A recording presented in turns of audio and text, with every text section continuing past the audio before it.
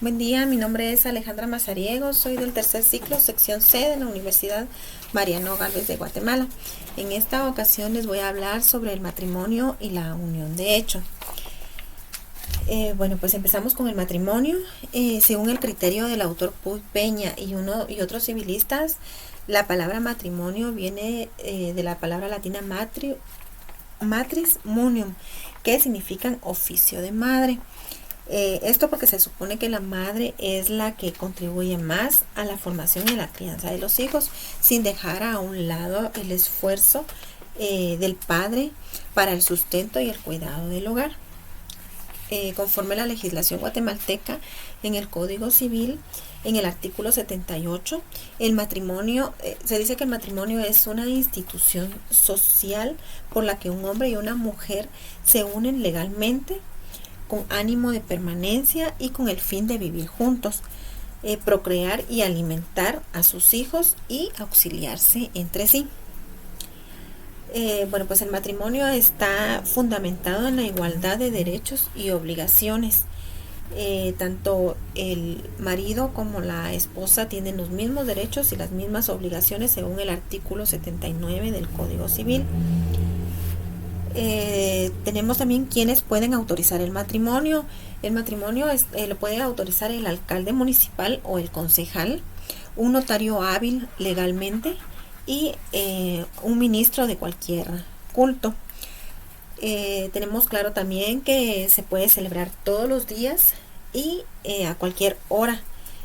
Son hábiles cualquier día y cualquier hora para celebrar el matrimonio.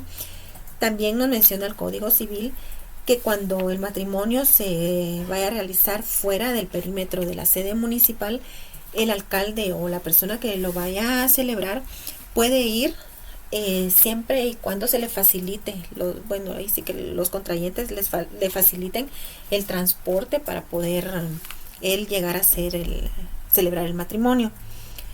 Los documentos en los que puede autorizarse. Los documentos está en primer lugar, el principal es el acta de matrimonio y esta se extiende por el funcionario que autoriza el matrimonio. Normalmente es el registrador civil o el alcalde. Este contiene los datos de los contrayentes como el nombre, el lugar y fecha de nacimiento. También tenemos que la declaración de voluntad sirve como prueba legal del matrimonio. Tenemos otro documento que es la escritura pública. El matrimonio puede autorizarse ante el notario. En este caso el notario redacta una escritura en su protocolo. Luego debe inscribirla en el Registro Nacional de las Personas. Tenemos también el acta notarial, que es similar a la escritura pública, pero en forma de acta levantada por notario y también debe de inscribirse para que tenga sus efectos legales. La certificación del acta. Esta es una copia del acta de matrimonio. No autoriza en sí el matrimonio, pero sirve como una prueba posterior. Entre las prohibiciones del matrimonio tenemos que no se pueden casar los menores de 18 años. Es la primera condición necesaria para la validez del matrimonio. Pues tenemos que la capacidad tanto del hombre como la mujer es la capacidad, ¿verdad?, de tener los 18 años y deben contar con las aptitudes físicas para alcanzar los objetivos básicos. El principal, que es la procreación, y deben estar también los dos, deben encontrarse en pleno goce de sus facultades. Podemos aquí hablar un poco de los requisitos para contraer el matrimonio. Entre estos requisitos está la capacidad legal, que es la que acabamos de mencionar, que es ser mayor de 18 años. El consentimiento libre es que ambos deben manifestar su voluntad sin error, fuerza o intimidación. Los dos deben estar con su propia voluntad para casarse. El estado civil libre, no estar casado ni unido de hecho con terceras personas. Tenemos también la ausencia de impedimentos legales. Aquí podemos ver lo que es el parentesco cercano. No se pueden casar padre e hijo o hermanos. Muchas veces podemos ver que los primos no está legalmente prohibido, pero no es lo correcto. casarse así entre familia. Tenemos también el régimen económico que adopten. Tenemos también otro requisito que es la constancia de sanidad, y esto es algo muy importante porque es para proteger la salud del otro cónyuge. Tenemos que estar pues en pleno goce de salud para no poner en riesgo al otro cónyuge. Hablamos también un poco de los deberes y derechos que nacen del matrimonio. Entre ellos tenemos el apellido de mujer casada. Esto se refiere a que la mujer puede poner el apellido de su esposo en su nombre, ¿verdad? Puede llevar el apellido de su esposo. Y esto es hasta que el matrimonio se disuelva, ya sea por nulidad o por el divorcio. La representación conyugal, y esto corresponde en igual forma a ambos cónyuges, quienes de común acuerdo fijarán el lugar de residencia y arreglarán todo lo relativo a la educación, el establecimiento de los hijos y a la economía familiar, y esto está en el artículo 109 del Código Civil también.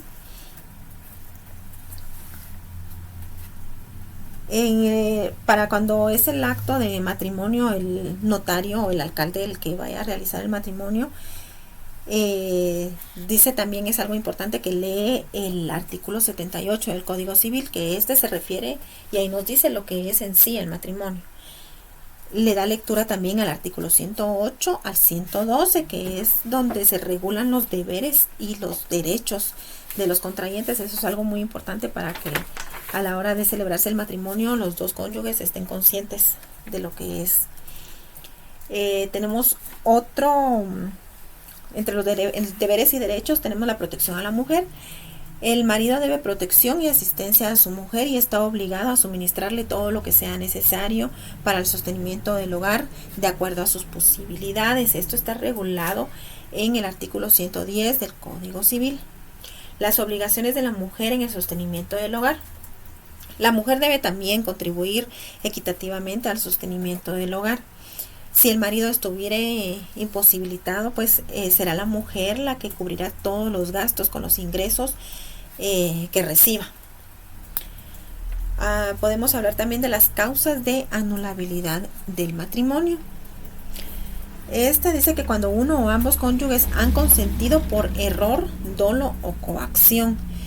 Esto lo vamos a hablar así, que es error cuando una persona se casa equivocada sobre algo esencial. Puede ser al ignorar una cualidad de la otra persona. El dolo es cuando hay engaño para obtener el consentimiento. Ejemplo es mentir sobre algo grave para que la otra persona acepte casarse. Por ejemplo, ocultar que tiene hijos o ocultar que tiene deudas muy graves. Esto se ve como algo grave y se considera como un engaño para que la otra persona pues acepte casarse. Hablamos también de la coacción, que es cuando una persona es forzada o presionada a casarse.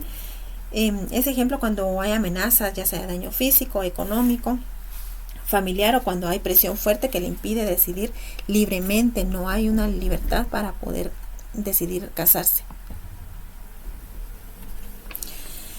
Bueno, pues tenemos la diferencia entre nulidad y anulabilidad del matrimonio. Es muy importante esto en derecho civil, porque aunque ambas implican que el matrimonio tiene problemas, no significa lo mismo y producen los mismos efectos.